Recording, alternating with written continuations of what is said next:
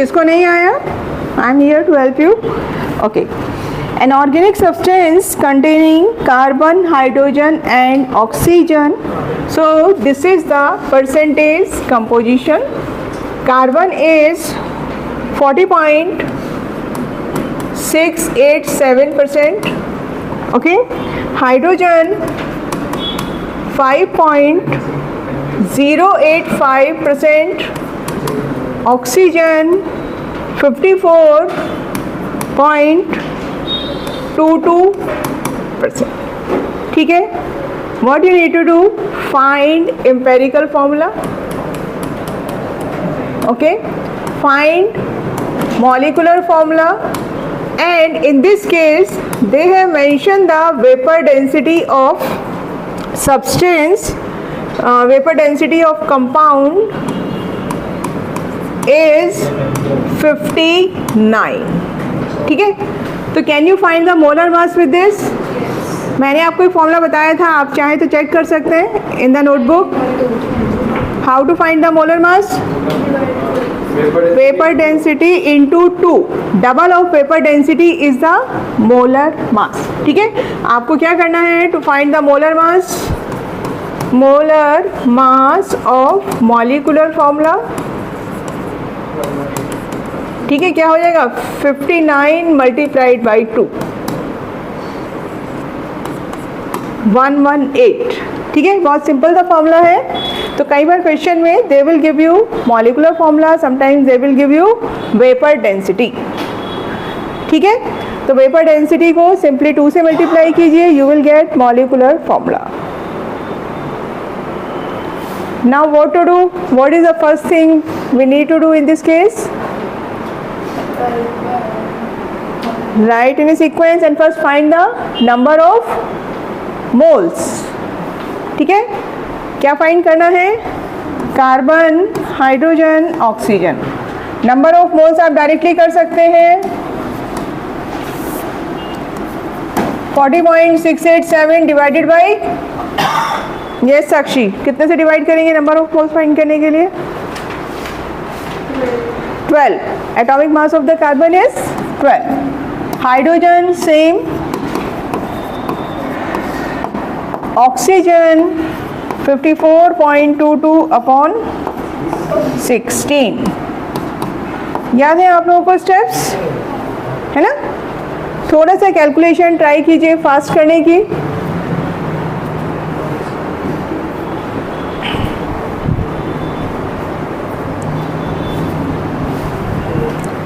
First find the number of mole, then find the ratio, and you will get the empirical formula.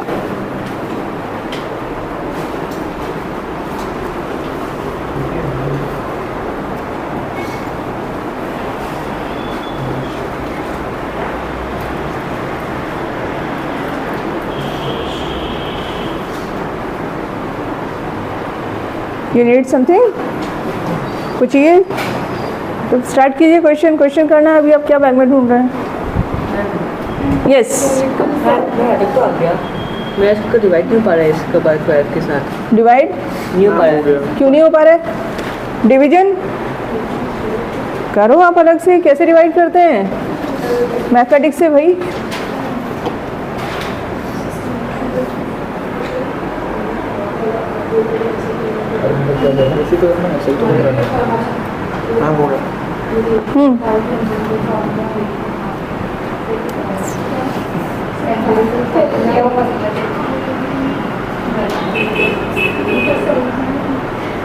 N का निकाला बेटा. N ये पहले उनका number of moles. नहीं, that is fine. आपने जैसे C4 किया है तो n is equal to 2, right? So how did you get that n is equal to 2? First I found the molar mass of the empire को. Okay. तो 59 आ रहे हो. 59. अच्छा ठीक है. क्या हो गया भाई? डिवीजन तो आता है ना बेटा? Ma'am ratio 1:1:0.5. हाँ. कितना? 1:1.5. हाँ. तो क्या करने का इसको? होल नंबर में चेंज करेंगे. तो 2 से मल्टीप्लाई कर दो सबको. 2 3 2. तो क्या मिला फॉर्मूला? C2. लिखो. वहीं लिखो ना एम्पेरिकल फॉर्मूला, ये हैफिजर काम नहीं करने का। H3 हाँ O2, this is empirical formula. Find the molecular formula. क्या करने का है इसका मोलर मास? ऐड मतलब ये 24 हाँ तो निकालो। 7 हाँ भाई हो गया। CH2 आ रहा है। हाँ हाँ हाँ हाँ नहीं कुछ गड़बड़ हो रहा है बेटा।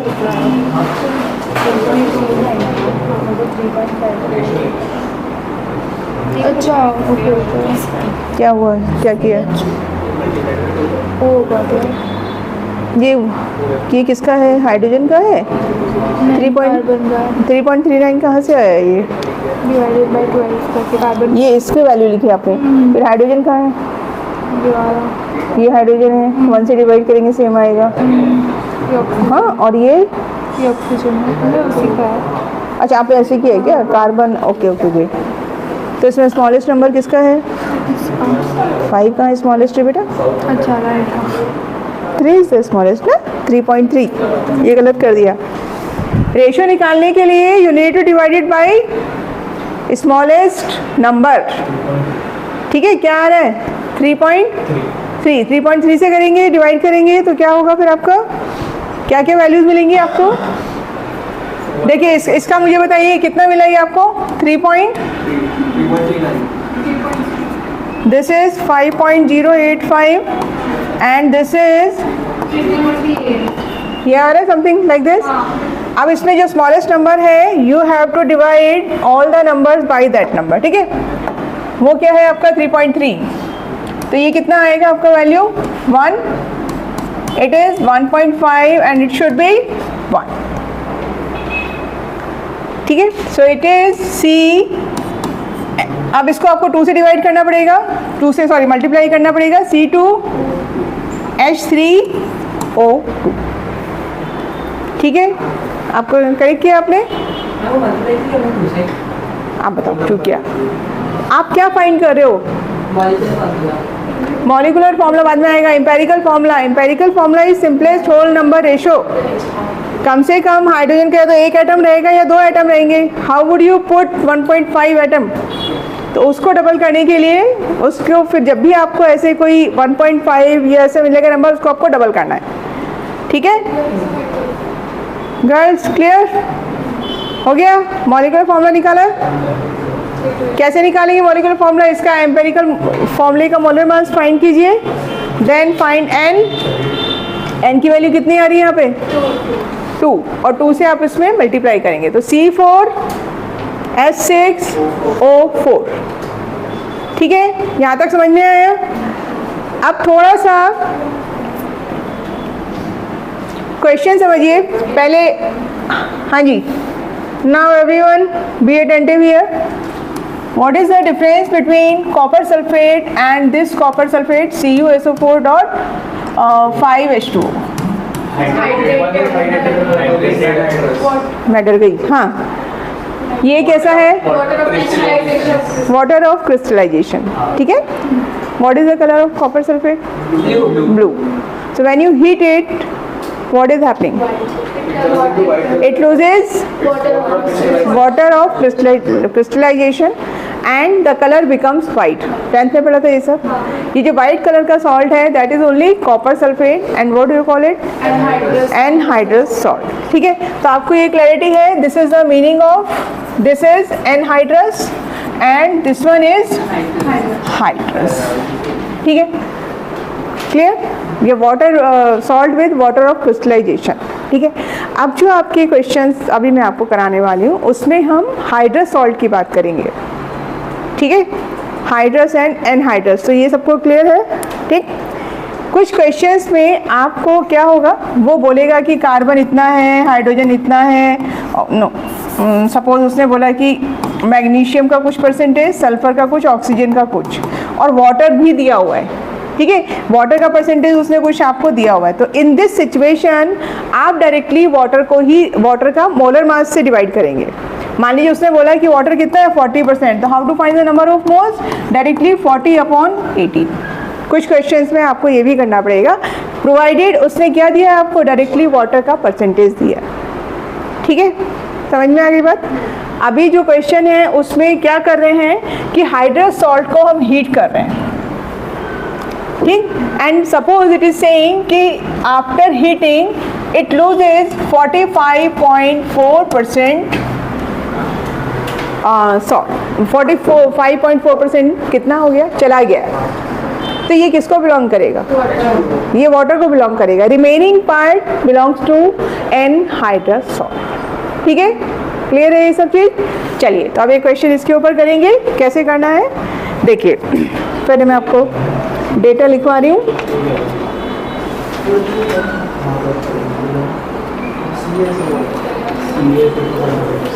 ये मैं आपको सॉल्व करके दिखा रही हूँ, ठीक है। नेक्स्ट क्वेश्चन फिर आप लोग सॉल्व करेंगे।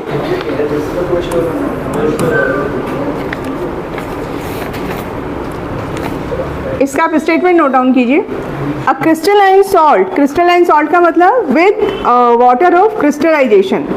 अ crystalline salt on being rendered, RENDERED, rendered का मतलब क्या होता है, हीटिंग। ठीक है, ऑन बीइंग रेंडर्ड एनहाइड्रस, यानी आप हीटिंग करके आपने क्या किया, सॉल्ट को एनहाइड्रस बनाया है। On being rendered anhydrous loses 45.6%, ठीक है, of its weight. Is this statement clear to everyone? A crystalline salt on being rendered to anhydrous loses 45.6% of its weight. क्या मतलब समझे? रिमेनिंग पार्ट किसका है आपका, एनहाइड्रस सॉल्ट का। ठीक है, ओके। फिर उसने आपको दिया है percentage composition of anhydrous salt. किसका मिला आपको परसेंटेज कंपोजिशन, एनहाइड्रस सॉल्ट। क्या क्या है यहाँ पर, एल्यूमिनियम 10.5, ठीक है, potassium 15.1, then sulphur 24.96 and oxygen 49.92%। ठीक है, ये किसका वैल्यू है, anhydrous salt. Fine, now the remaining procedure you know, so you can find the what is the first step. यहाँ पर आपको सब कैलकुलेशन करके फर्स्ट स्टेप आप क्या फाइंड कर रहे हैं, empirical formula of anhydrous salt. ये कर सकते हैं, ठीक है, ये घर पे आप ट्राई कीजिएगा। I am giving you formula, time save कर रहे हैं, थोड़ा सा आगे बढ़ेंगे। ठीक है, तो यहाँ पर जो आपको फॉर्मूला मिलेगा दैट विल बी KAlS2O8। इसको जब आप सॉल्व करेंगे, जितना आपने सीखा है, अप्लाई ऑल दो स्टेप्स, तो you will get this one. ये एम्पेरिकल फॉर्मूला है एनहाइड्रस सॉल्ट का। अभी हाइड्रस की तरफ मूव करेंगे, ठीक है। यहाँ तक कोई कंफ्यूजन आप लोगों को, यहाँ तक समझ में आया? अभी तो जो सीखा है वही है। Now find the molar mass of this anhydrous salt. ठीक है, आपको मैं नंबर्स बता रही हूँ, आप इसका मुझे मोलर मास निकाल के बताइए। Potassium 39, aluminium 27, sulphur 32 and oxygen 16। Calculate it and tell me the number.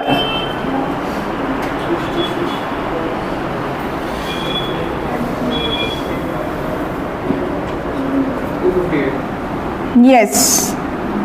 Fast होना चाहिए बेटा काम ये सब चीज़ों में ना, इतना ही स्पीड चाहिए, फटाफट से आप लोग एकदम कॉम्पिटिशन होना चाहिए। गर्ल्स पहले आंसर कर रही हैं कि बॉयज़ पहले आंसर कर रहे हैं, है ना?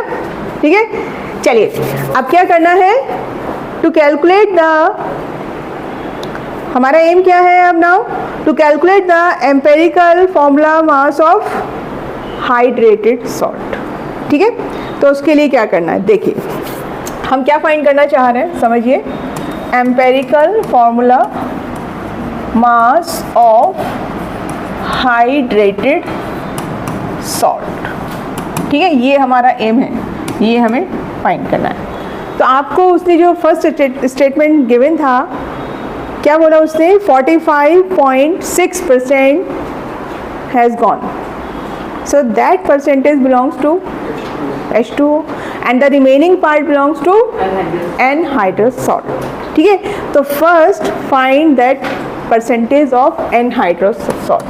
Percentage of anhydrous salt कितना मिला आपको? 100 था बेटा टोटल में से 45 पॉइंट क्या था ये 45.6 है ना, तो ये कितना मिला आपको? 54.4।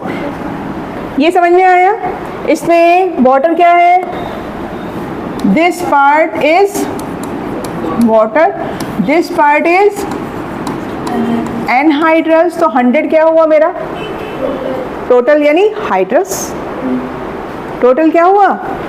ठीक है, तो आप क्या लिख सकते हैं कि suppose mass of hydrous salt is 100। ठीक है, हम क्या, ये क्लियर है? जो पॉइंट समझ में नहीं आए let me know. Mass of hydrous salt is 100, उसमें एनहाइड्रस कितना है? ठीक है, ठीक है, इन इट एनहाइड्रस इज 54.4। ये समझ में आया? 100 में 54.4 क्या है आपका? एनहाइड्रस। अभी आपने मोलर मास मुझे बताया था कितना इसका? 258, राइट? तो अभी मेरे पास कितना सॉल्ट अवेलेबल है? 258 विच इज एनहाइड्रस। वही तो आपने कैलकुलेट किया था यहाँ से परसेंटेज से। तो can I find the mass of hydrous salt? सब्जी भाजी खरीदने कभी गए हैं? नहीं गए तो एक आध बार खरीद लीजिए, समझ में आएगा कैसे रेट आपको बताए जाते हैं, आपको कितना पेमेंट करना है। हाँ ठीक है, ये वही चीज़ है। 100 में एनहाइड्रस कितना है? 54.4। अदर वे राउंड लीजिए, 54.4 anhydrous salt is available in 100 hydrous. तो 258 will be available in how much hydrous salt, right? समझ में आया क्या करने का? यहाँ पे क्या हो जाएगा? इट विल बी एक्स का वैल्यू अगर आप निकालेंगे तो क्या करेंगे? Cross multiply 258 into 100 upon 54.4। ये ही चीज़ समझने वाली है यहाँ पे। With the help of this molar mass, we can find the mass of total hydrous salt. और इंफॉर्मेशन कहाँ से मिल रही है कि 54 एनहाइड्रस किस में है? 100 में है। तो 258 कितने हाइड्रस में अवेलेबल होगा? Got it? ठीक है, ये वैल्यू कितनी मिलेगी बेटा आपको? This will come 474.3। ये मिलेगा आपको 474.3 U। ये समझ में आया कि नहीं? आप, मैं इसको if you want I can write in other way round, अगर कुछ कंफ्यूजन हो रहा है तो आप अपने हिसाब से अपने नोटबुक में लिख लीजिए। 254.4 इज अवेलेबल इन 100, तो 298 will be available in how much? ठीक है, दिस इज द आंसर। तो आपको ये किसका मोलर मास मिला? ये जो 474 नंबर है ये किसका मिला बेटा? This belongs to hydrous salt. Is that clear? समझ में आया? अपूर्वा क्लियर है? ठीक है, बोलो आगे बढ़े। बॉयज बोलिए भाई, क्लियर? कैसे निकालना है? First find the empirical formula of anhydrous, then find the molar mass of that, and with the help of that you can find the mass of hydrous salt. अब आप मुझे बता सकते हैं how much amount of water is present in this salt? अब आप क्या करेंगे? amount of water, हाँ amount of water क्या हो जाएगा? हाइड्रस कितना था आपका? 474.3 माइनस क्या करेंगे? 258 8। ठीक है, हाइड्रस में से किसको माइनस करना है बताइए, क्या नंबर आएगा, करिए, कितना आ रहा है, 216.3. This is the amount of water. Now can you tell me how to find the number of water molecules with this? यानी इतना वाटर का था तो क्या करेंगे हम इसको, नंबर ऑफ वाटर मॉलिक्यूल्स, नहीं डायरेक्ट करेंगे ना, डिवाइडेड बाई 18. 1 वाटर मॉलिक्यूल का मास कितना है 18. टोटल कितना है आपके पास 21.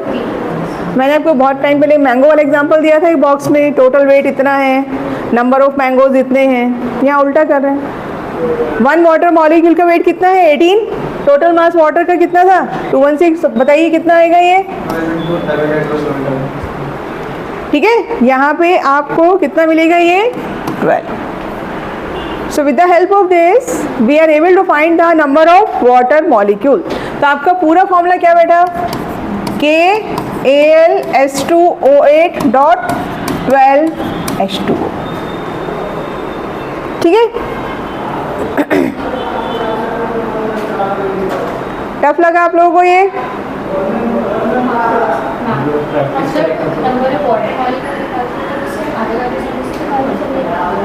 नहीं, एवोगैड्रो नंबर यहाँ पे काम नहीं करेगा, बिकॉज ये जो मास है ये किसको बिलोंग करता है, ये पूरा का पूरा mass, this is the total mass of water present in the hydrous salt. ठीक है, present in the hydrous salt. तो आप हाइड्रस सॉल्ट कैसे रिप्रेजेंट करते हैं, लाइक 12H2O, 7H2O, 5H2O. तो आप उस टोटल मास को कैसे डिवाइड करेंगे, by the weight of 1 water molecule. ठीक है, समझ में आई बात. अगर आप जो पूछ रहे हैं एवोगैड्रो नंबर वाला, वो होगा total number of water molecules, तब आगे आएगा वो. फाइन, एक क्वेश्चन ट्राई करेंगे ऐसा. चलिए,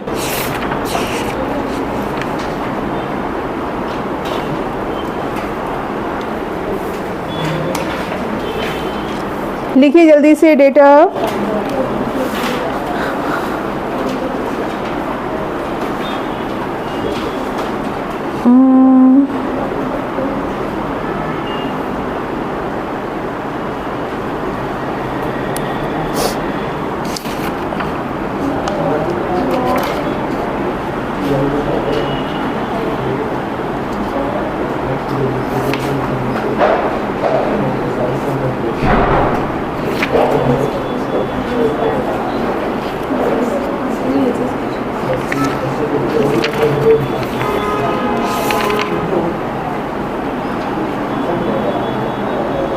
okay, the statement is same जो अभी आपने लिखा था. So I am writing the values. A crystalline salt when heated becomes anhydrous and loses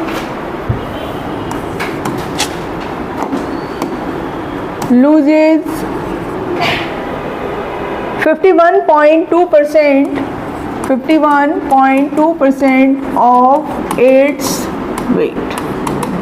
ठीक है, तो ये किसका अमाउंट है, यस आरोही, किसका अमाउंट है ये, दिस इज द वाटर. ठीक है, now the anhydrous salt percentage composition of anhydrous salt. ठीक है, magnesium 20%, magnesium 20%, sulphur 26.6%, okay, oxygen 53.33%. ठीक है, क्या फाइंड करना है, first find the empirical formula of anhydrous salt, then molecular formula of hydrated salt. चलिए ट्राई करेंगे.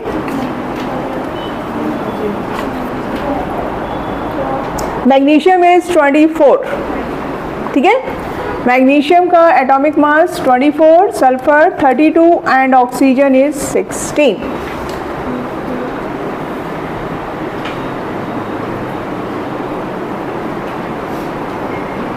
डेसिमल के 1 प्लेस तक भी आप कैलकुलेट करेंगे, दैट विल ऑल्सो हेल्पफुल। थोड़ा सा कैलकुलेशन फास्ट कीजिए।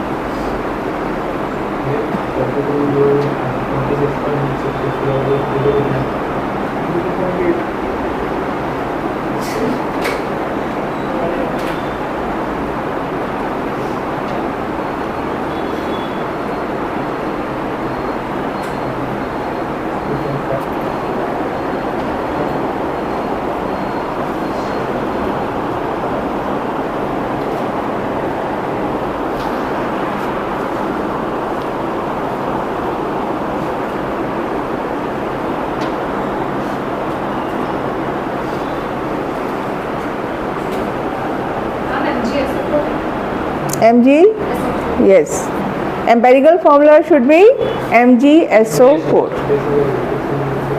गैस किया या कैलकुलेट करके फाइंड किया? कैलकुलेट किया, गुड। ठीक है, क्या मिलेगा आपको यहाँ पर? MgSO4। ठीक है, now you need to apply the same thing what we did in the previous numerical. अब आप यहाँ पे you need to find how many water molecules are associated with it. तो first find the molar mass of MgSO4। कितना आया molar mass MgSO4 का? कितना? 120। That 120 is present in, no sorry, इसको माइनस करना पड़ेगा ना आपको 51.2 को। मास ऑफ एनहाइड्रस क्या होगा? 100 minus 51.2, correct? 49.8। That mass belongs to क्या है? Anhydrous salt. ये कितने में प्रेजेंट है? 100 में। तो जो आपने मोलर मास निकाला है वो कितने में प्रेजेंट होगा? 48 आ रहा है, ओके, 48 पॉइंट। चलिए देखिए क्या वैल्यू मिल रही है वो आपको। मास ऑफ वाटर 61.44 आ रहा है। मास ऑफ वाटर तो फिर नंबर 61.44 अपॉन 18 आ जाएगा करीब। इसको 3 तक राउंड ऑफ कर देंगे हम, क्योंकि अप्रॉक्सीमेट करो ना यहाँ पे, क्योंकि आप तो नंबर होल नंबर ही चाहिए ना आपको। तो सर अप्रॉक्सीमेटली कर देंगे तो फिर आ जाएगा MgSO4.3H2। 3H2 आ रहा है, कुछ गलत हो रहा है बेटा। ये गलत हो रहा है। आंसर क्या है? 7। 7। एक मिनट दिखाओ।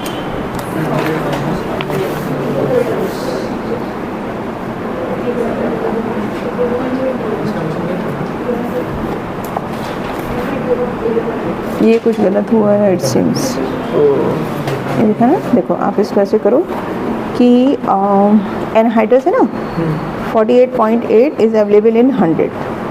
ठीक है, मोलर मास कितना निकाले थे? 120।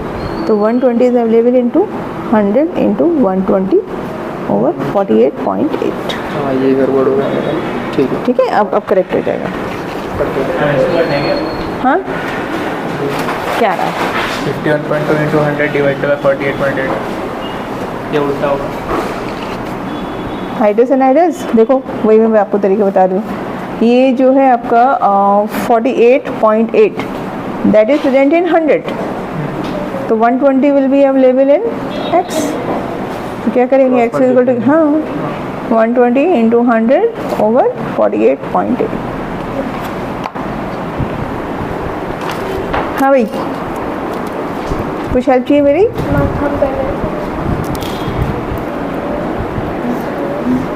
120 आएगा, ये MgSO4 आ रहा है। ओके, समझा। MgSO4 आपने, मैंने ये आधा का बाकी है मेरा। हाँ तो ये आप पहले लिख लीजिए यहाँ पे, इट इज़ MgSO4। हाँ ओके। तो फिर उसका मोलर मास ही गलत निकाले ना बेटा, उसको ठीक करो। मैंने 16 मैंने नहीं किया, मैंने 16 नहीं किया, मैंने डायरेक्ट। हाँ वही ना, ये सब चीज़ छोटी छोटी चीज़ें हैं। ये इतना 245.9 वाला है। ये आ रहा है। हाँ, अब ये किसका मास है? This is the mass of hydrous. अब इसमें से माइनस करो एनहाइड्रस, तो वो आपको क्या देगा? वाटर मॉलिक्यूल का वेट। फिर उसको 18 से डिवाइड करेंगे। हाँ जी, समझ में आया कुछ? कैलकुलेशन करते करते थक गए हैं। नहीं, ठीक कर रहे हैं आप। हाँ कर लीजिए आराम से।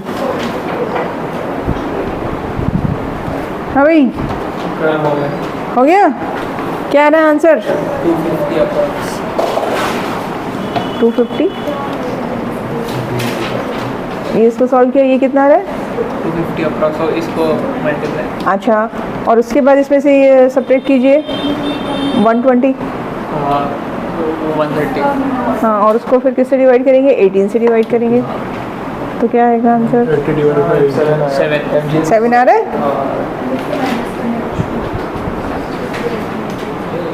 ठीक है, बस यही है इसमें, इससे ज़्यादा आपको टफ क्वेश्चन नहीं मिलेंगे।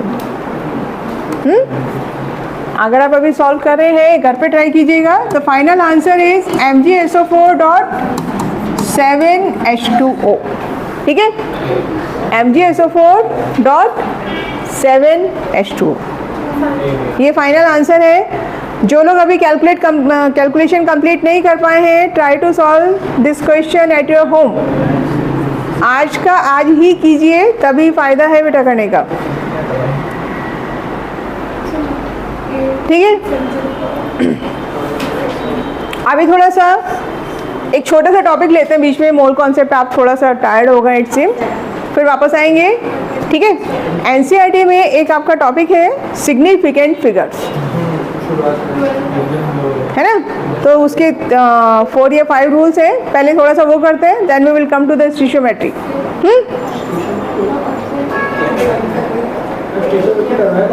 वो स्टीशियोमेट्री इतना सा, वो तो बहुत सारी चीज़ें हैं अभी, है ना? अभी मैंने आपको बहुत ही बेसिक लेवल का कराया है, अभी तो बहुत सारी चीज़ें बची हैं। फॉर ए चेंज थोड़ा सा डिफरेंट टॉपिक हो गया। Write down the final answer and try to solve this again at your home. नहीं होता है तो फिर आप मुझे बताइए। ठीक है, ओके। आप लोग के प्रैक्टिकल स्टार्ट होगा स्कूल में? अभी नहीं हुए? हाँ, कोई बात नहीं, आप टाइम पास मत करिए ना, आप पढ़ाई करिए अपना। चलिए, मैंने क्वेश्चन इसलिए पूछा कि प्रैक्टिकल हो गए। आप जब भी कोई प्रैक्टिकल भी अटेम्प्ट करेंगे, वेदर फिजिक्स और in chemistry, your teacher will ask you to do it 2 times, 3 times या 4 टाइम्स। ठीक है, केमिस्ट्री में आपकी स्टार्टिंग टाइट्रेशन से होगी, तो उसमें भी आपको 3 या 4 रीडिंग्स लेने के लिए बोला जाएगा। ऐसे क्यों बोलते हैं? हाँ, ओके, और तुक्का तो नहीं लगेगा। हाँ, टू गेट एक्यूरेट रिजल्ट्स, क्योंकि जब आप प्रैक्टिकल करते हैं बेटा तो क्या होता है, एरर्स होती हैं, है ना? To avoid the errors we need to repeat the experiment. ठीक, जैसे एक छोटा सा एग्जांपल लेते हैं। अगर मैं आपको बोलूं कि आपकी जो नोटबुक है, आप इस पेज का लेंथ फाइंड कीजिए, तो क्या इंस्ट्रूमेंट यूज़ करने वाले हैं? स्केल यूज़ करेंगे। अभी यहाँ पे आप जितने लोग हैं, सबका आंसर अलग अलग आएगा। से फॉर एग्जांपल कोई बोलेगा 10.2, कोई बोलेगा 10.25, कोई बोलेगा 10.5, कोई बोलेगा। अब उसमें बहुत सारी पॉसिबिलिटीज़ है। किसी ने स्केल सीधा न रख के थोड़ा सा टिल्ट कर दिया, वॉटएवर, ये स्केल की कुछ मार्किंग का इशू हो गया, जो भी है। तो ये सब चीज़ें क्या है, एरर्स, है ना? तो टू परफॉर्म एक्यूरेट ये आपका experiment, we need to take care for 2 things. One is precision, okay, and another word is yes accuracy.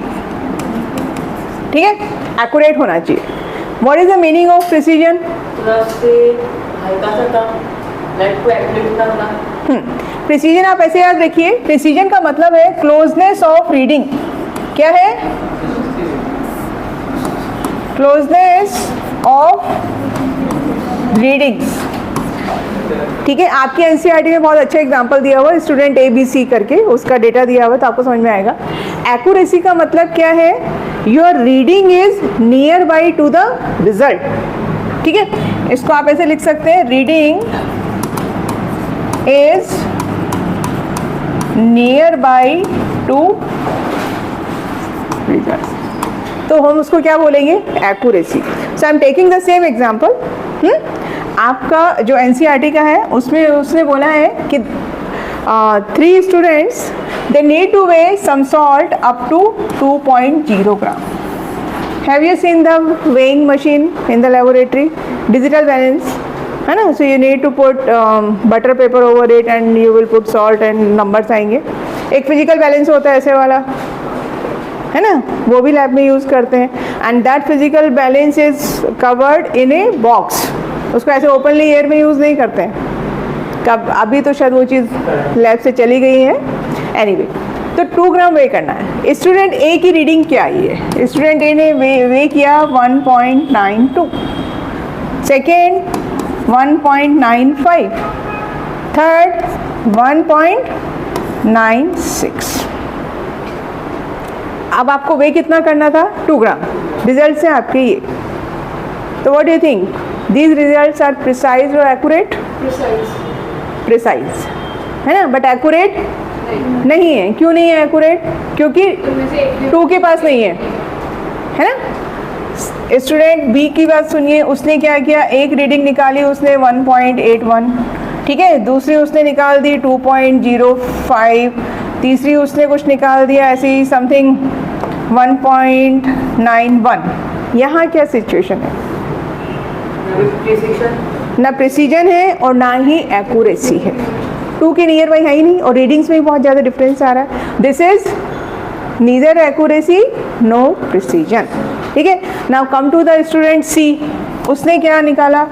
2.01, ठीक है, 1.99, राइट, या फिर उसने कर दिया आपका 1.98। In this case, readings are closer to each other and nearby to the results. तो student C ने जो एक्सपेरिमेंट किया है with precision as well as with accuracy, है ना। Same thing you need to follow your experiments whether physics और in chemistry और इन bio. Chemistry के लिए एक सजेशन सुन लीजिए, अब एक अलग से अपनी नोटबुक रखिएगा प्रैक्टिकल्स के लिए। जो भी आप कर रहे हैं प्रोसीजर, राइट इट डाउन, ठीक है, तो आपको बाद में हेल्प हो जाएगी। सॉल्ट जो आपको सॉल्ट एनालिसिस कराएंगे, keep a very little salt for your remembrance. आप उसको बाद में देख के आइडेंटिफाई कर सकते हैं। आपको सॉल्ट मिलता है, एक छोटे से थोड़ा सा सॉल्ट रखिए कि this is MgSO4, this is calcium carbonate, ठीक है। ये सब आपको हेल्प होगी इन फ्यूचर। अगर आपको अच्छा लगे ये तो आप ये काम कर सकते हैं। ये समझ में आया? ठीक है, एक्यूरेसी एंड प्रिसीजन क्लियर हुआ सबको? Okay, now another is significant figure. इसके ऊपर बहुत सिंपल से आपको क्वेश्चंस पूछे जाते हैं, ठीक है। So what is the meaning of significant figure? पढ़ा है आप लोगों ने स्कूल में ये? नहीं? सिग्निफिकेंट फिगर का मतलब होता है मीनिंगफुल डिजिट्स। क्या है इसका मतलब? मीनिंगफुल डिजिट्स, ठीक है। डिजिट मतलब जैसे मैंने ये नंबर लिखा 1 2 3, तो इसमें 1 2 3 all the 3 digits are significant, सबका अपना मीनिंग है, राइट। तो इस तरह से मैं आपको कुछ रूल्स बता रही हूँ, बस वही रूल्स आपको फॉलो करने हैं, और इसमें बहुत ज़्यादा दिमाग मत लगाइएगा क्योंकि ये थोड़ा सा कंफ्यूजिंग है। तो जितना आपको बोला जा रहा है उस पर ही रहिए, बहुत ज़्यादा इसमें आपको क्वेश्चन नहीं मिलने वाले। आपके यूनिट टेस्ट में स्कूल में एक आधा क्वेश्चन मिलेगा, ठीक है। चलिए, तो सिग्निफिकेंट फिगर का मतलब क्या है आप लिख सकते हैं। Significant figure means meaningful digit in A number, ठीक है। Meaningful digit in A number,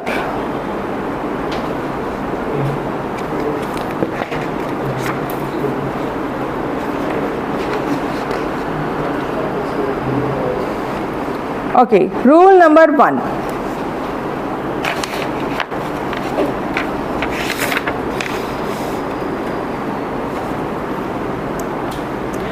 Okay, note down all non-zero digit, all non-zero digit, ठीक है, all non-zero digits are significant.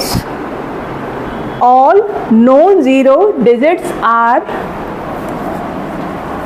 significant. ठीक है, इसी में एक और मैं स्टेटमेंट ऐड कर रही हूँ.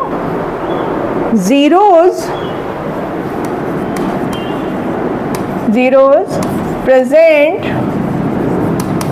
between two non-zero number,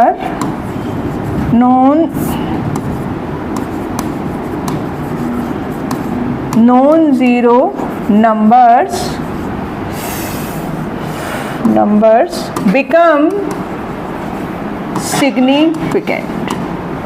ठीक है, zeros if present between two non-zero numbers become significant. जैसे पहली चीज़ ये देखिए, मैंने कोई भी नंबर लिखा 1 2 5, ठीक है, और आपसे पूछेंगे what is the significant figure, तो आपको ये डिजिट काउंट करना है 1 2 3, ठीक है. इन this case how many significant figures? 3, right. अगर मैंने नंबर लिखा 5 4 2 7, 5 6 4 7, यस, कितना है? 4, ठीक है. अगर मैंने नंबर लिखा 25, 2, कितना है? 2, 2. अगर मैंने नंबर लिखा 205, 3,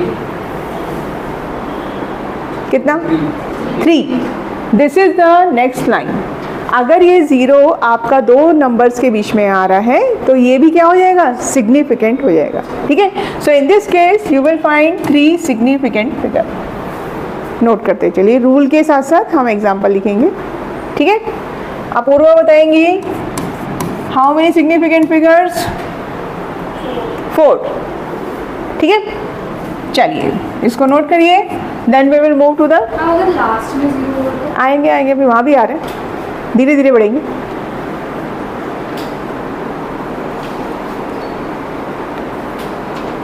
ठीक है, लिख. Okay, note down the rule number 2.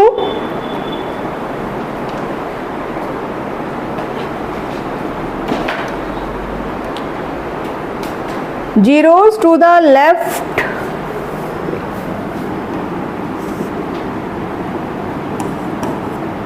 zeros to the left of the zeros to the left of the first non-zero digit. non-zero digit के लेफ्ट में जो भी आपका ज़ीरो आ रहा है, ठीक है, are not significant. In simple words, whatever the zeros present on left hand side before decimal, after decimal, they all are not significant. तो लिखा अब इसका एग्जाम्पल समझिए. जैसे मैंने लिखा 0.004, ये ठीक है. Where is the non zero digit? 4 है. 4 से लेफ्ट साइड में कितने जीरो नजर आ रहे हैं? 3. ऑल द 3 आर मीनिंगलेस, यानी नॉट सिग्निफिकेंट या non significant. So in this case how many significant figure बेटा? 1. ठीक है. डेसिमल प्लेस है, उससे पहले वाले भी वो तो आपको पता ही है वो मीनिंगलेस है, लेकिन यहाँ पे ये 2 जीरो भी इसने क्या बोला है, ये भी कैसे है? मीनिंगलेस, यानी कैसे हो गए? Non significant. Okay. 0.0054. How many significant figures Pranav? 2. कौन कौन से? 5 एंड 4. चलिए let's move to the rule number 3. ये हमारा रूल नंबर 2, ठीक है. लिखिए rule number 3.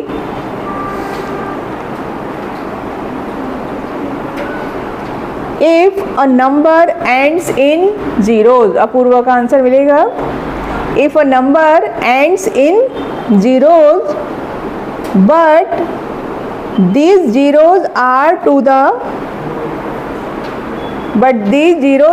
the right side of the decimal point,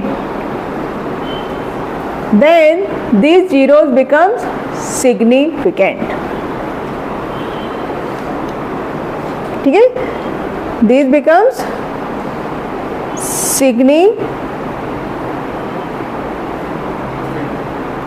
significant. Okay अब देखिए, अगर हमें लिखा 250.0, how many significant, right side, आपको एक ट्रिक बताती हूँ, इसको सिंपल वे में याद रखिए। लेफ्ट साइड में सारे zeros non significant, right side वाले जितने जीरोज सब सिग्निफिकेंट, बस इससे ज़्यादा सोचना समझना नहीं है। हाँ, तो यहाँ पर कितने सिग्निफिकेंट फिगर मिलेंगे आपको? 4। ठीक है, कितने मिलने वाले हैं? 4, क्योंकि राइट साइड में आफ्टर डेसिमल जो भी आपका ज़ीरो है वो सारे क्या हो जाएंगे? सिग्निफिकेंट। हाँ, अगर ये वाली सिचुएशन है देन तब भी कितने रहेंगे अब बेटा? 4। रूल समझ में आ रहे हैं? Okay, next 5.0 rule, right side वाले ऑल सिग्निफिकेंट, तो इस केस में कितना मिलेगा? 2। ठीक है, अब जो नेक्स्ट रूल है वो थोड़ा सा कंफ्यूजन भरा हुआ है। कंफ्यूजन है भी और नहीं भी, मतलब आपके ऊपर है। चलिए लास्ट रूल लिखेंगे, rule number 4।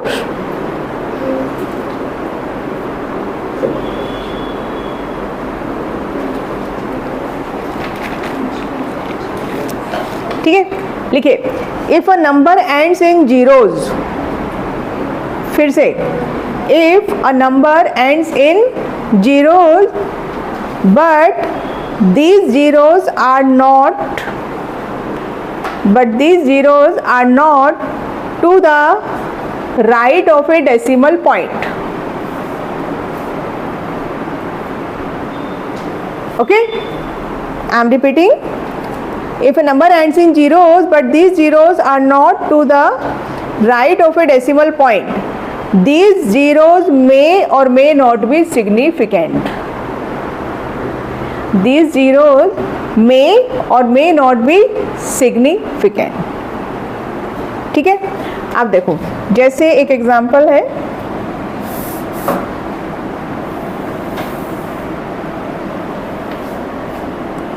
One 10500। In some books they are saying there are 3 significant figures। कौन सी? 105। ठीक है, in some books they are saying 5 significant figures. ठीक है, तो ये है पॉइंट ऑफ कंफ्यूजन। आपको क्या करना है, यहाँ पे इस तरह के नंबर्स को हम किस में रिप्रेजेंट करते हैं? साइंटिफिक नोटेशन में। ठीक है, किस में रिप्रेजेंट करते हैं? Scientific notation. साइंटिफिक नोटेशन का मतलब क्या हुआ कि आप इसको 10 टू द पावर फॉर्म में लेके आइए, है ना।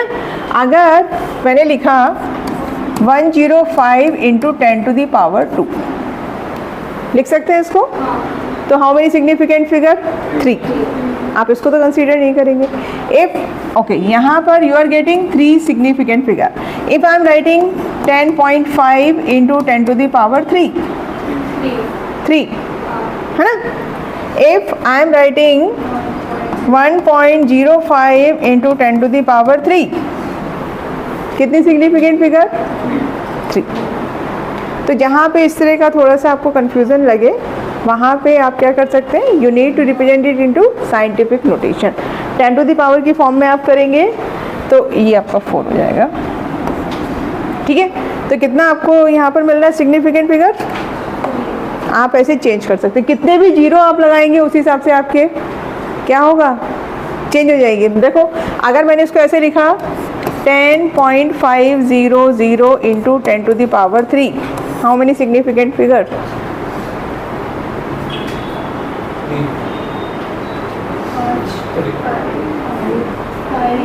डेसिमल के बाद वाले जीरो सिग्निफिकेंट हो जाएंगे। हाँ ठीक है। अब एक लास्ट रूल, मैंने पहले लास्ट बोला था, एक और है। ठीक है, लास्ट रूल क्या बोलता है कि if a number is an exact number, ठीक है, एग्जैक्ट नंबर है बेटा, एग्जैक्ट नंबर और कांस्टेंट वैल्यू, ठीक है, it is having infinite significant figures. क्या रहता है यहाँ पे? Infinite significant figures. For example,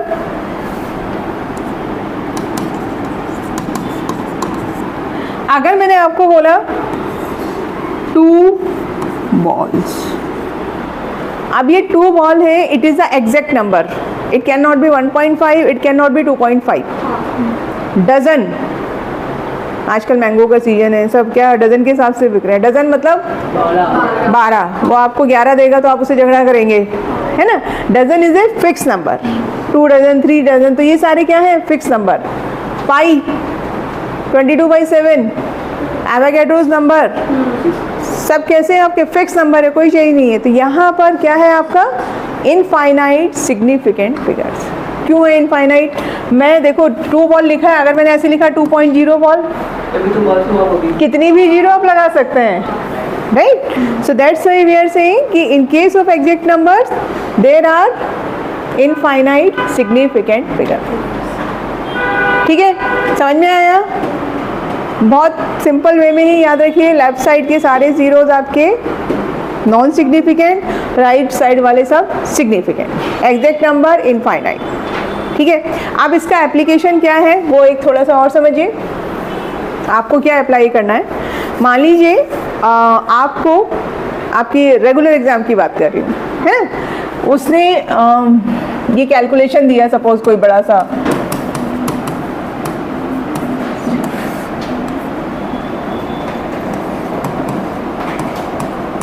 ये नंबर है, आपसे पूछेंगे what is the significant, what should be the significant figure in the answer, तो आपको इसको कैलकुलेट नहीं करना है।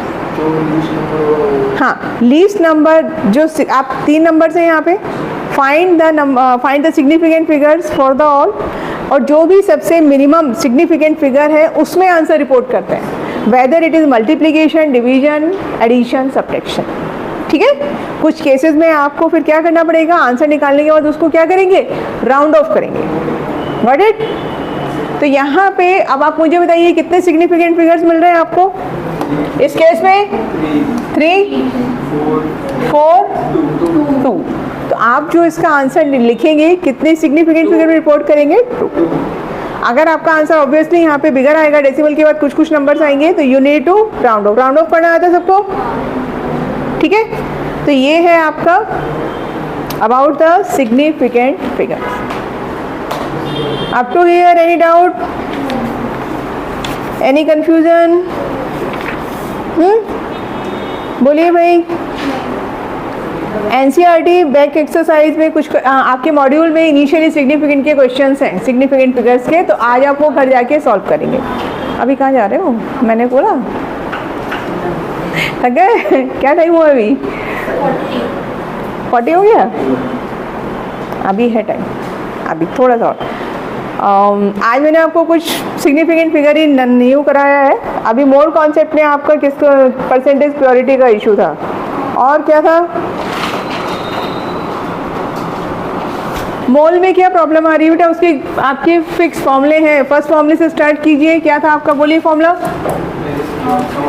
Amount in gram upon atomic mass और मोलर मास, ठीक है। फिर दूसरा आपको क्या याद करना है? Number of atoms upon Avogadro's number, right. अगर आपको नंबर ऑफ एटम्स कैसे दिए हुए हैं, कुछ 10 टू द पावर x, तो क्या करेंगे आप? Simply divided by Avogadro's number. Third क्या बताया था मैंने आपको? Volume of A gas at STP over 22.4, ठीक है। फर्स्ट क्लास में हमने इसी के ऊपर बेस न्यूमेरिकल्स किए थे, आपके नोट डाउन हैं सब नोटबुक पे, राइट। घर जाके वापस उनको सॉल्व कीजिए तो आपको समझ में आएगा, ठीक है।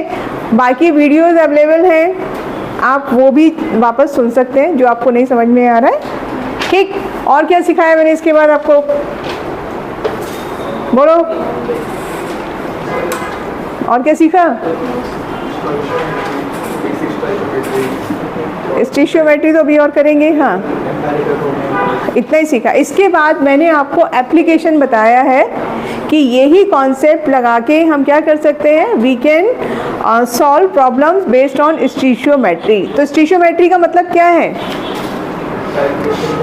With the help of balanced reaction, we can find the amount of product produced if amount of reactant is given. याद है आपको मैंने एक एग्जांपल दिया था, कौन सा? C+O2 is giving you CO2, ठीक है। तो first thing we need to balance this equation. Is it balanced already, साक्षी? हाँ, तो यहाँ पे हम क्या लिखेंगे? 1 मोल एंड दिस इज 1 मोल। अब आपको अगर मैं 5 मोल कार्बन दे दूं तो can you find the amount of oxygen required, can you find the amount of CO2 produce? क्या प्रॉब्लम है इसमें? कर लेंगे आराम से। फिर you know how to convert mole into molar mass, ये कन्वर्जन देखो किसी भी फॉर्मूले में एक क्वांटिटी मिसिंग रहती है, वो आपको कैलकुलेट करना है, बस उतना ही है, ठीक है। तो यहाँ पर मोल को ग्राम में कन्वर्ट करेंगे, क्या आएगा?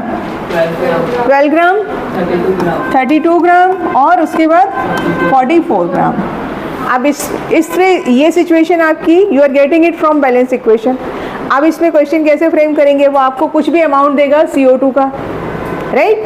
क्या उसने बोला है कि मेरे पास 100 ग्राम CO2 मुझे बनानी है, तो how much carbon, how much oxygen I need, ये आपका बेसिक चल रहा है। इन फ्यूचर अगर आप केमिकल्स की फैक्ट्री लगाने लगे तो क्या करोगे, कितना नाइट्रोजन कितना हाइड्रोजन आप रॉ मटेरियल डालेंगे, कितना आपका प्रोडक्शन होगा, वहाँ पे आपको ये सारी कैलकुलेशन हेल्प करेगी, ठीक है। जितना मैंने आपको नोट्स लिखवाए हैं ना, वो पढ़िए घर जाके, आपको समझ में आएगा, डेफिनेटली समझ में आएगा, क्योंकि मैं आप बिल्कुल आपको बहुत सिंपल उससे करा रही हूँ। अभी हाई आपने डिफ़िकल्टी तो देखी नहीं है, अभी इंट्रोड्यूस नहीं हूँ मैं आप डिफ़िकल्ट क्वेश्चन से, तो ये सब अभी बेसिक चल रहा है, ठीक है।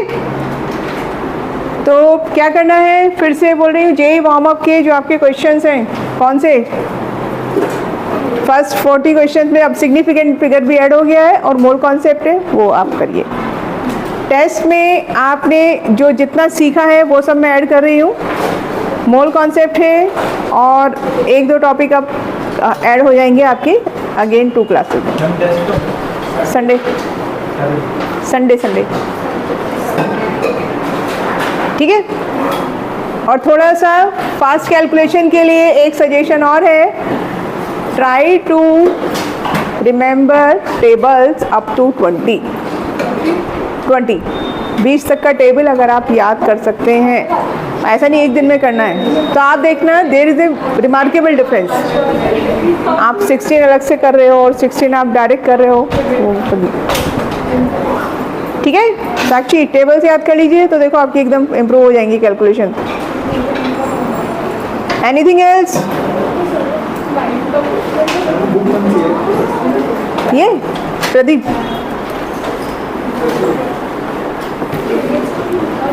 देखो एनिवर्सरी तो अलग है, ये तो देख लीजिए, ये सब आपका वो है टेक्स्ट बुक बोलते हैं ना स्टोरी, इसमें वो डिटेल में थोड़ा दिया हुआ है, सब डेफिनेशन वगैरह। एनिवर्सरी में सिर्फ आपके क्वेश्चंस हैं।